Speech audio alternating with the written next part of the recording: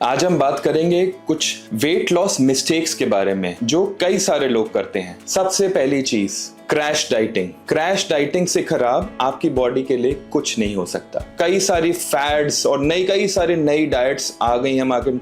हम लोग मान लो सिर्फ प्रोटीन डाइट ले रहे हैं, सिर्फ फ्रूट डाइट है, सिर्फ जूस डाइट है, सिर्फ मिल्क डाइट है। ये सब डाइट्स बहुत खराब है आपकी बॉडी के लिए, क्योंकि इन दी एंड कोई भी क्रैश डाइटिंग करें आप, उससे आपका जो है फैट लॉस तो होता ही है, लेकिन आपका प्रोटीन और मसल लॉस भी होने लगता है। तो जो भी आपका क्रैश डाइटिंग से वेट कम हुआ है, उसके बाउंस बैक होने के उतने ही ज्यादा चांसेस हैं जैसे ही आप वो डाइट बंद करोगे, क्योंकि हमारा बीएमआर खराब हो चुका है, हमारी मसल मास इग्नोर होके कम हो चुकी है और हमारा फैट जो है हमारी बॉडी में है अभी भी। तो जैसे ही हम वो डाइट छोड़ेंगे, आपका वेट जो है वो सारा आपके फैट में कन्वर्ट होगा, क्योंकि हमारा मसल नहीं है उस एनर्जी को बर्न करने के लिए। तो crash dieting is an absolute no. Second thing is जो वर्कआउट करते हैं उनके लिए, हम मान लो हम सिर्फ कार्डियो कर रहे हैं, कार्डियो में हम लोग रनिंग कर रहे हैं, साइकिलिंग कर रहे हैं, तो हम लोग लेकिन स्ट्रेंथ ट्रेनिंग को इग्नोर कर रहे हैं। तो this is the second most common problem,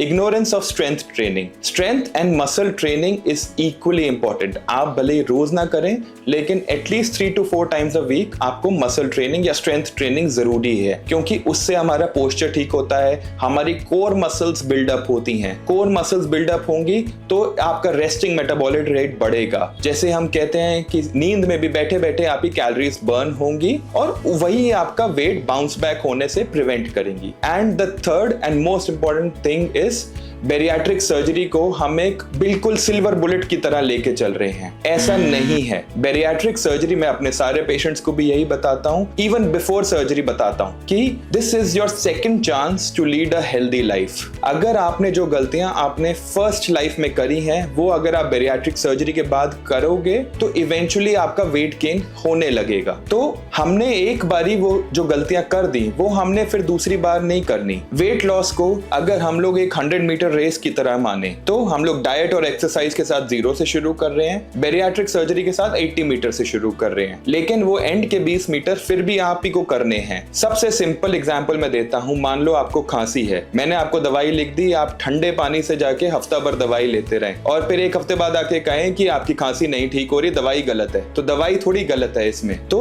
ऐसे ही बेरियाट्रिक सर्जरी है, आपके इंटरनल जो स्ट्रक्चर है वो चेंज हो गया, आपका वेट लॉस होगा, आपके हार्मोन्स चेंज हो गए, लेकिन अगर हम अपनी लाइफस्टाइल को नहीं बदलेंगे, अपने डिसिप्लिन को नहीं लाएंगे, चाशनी से भरा पानी पीने लग जाए, तो रिस्ट्रिक्शन या मैल एब्जॉर्प्शन तो किसी तरीके से होगा ही नहीं ना। तो बेरियाट्रिक सर्जरी के साथ lifestyle changes is equally important, और अगर दोनों हाथ मिला के चलेंगे तो बेरियाट्रिक सर्जरी के एक्सपोनेंशियली गुड रिजल्ट्स आएंगे आप। Thank you.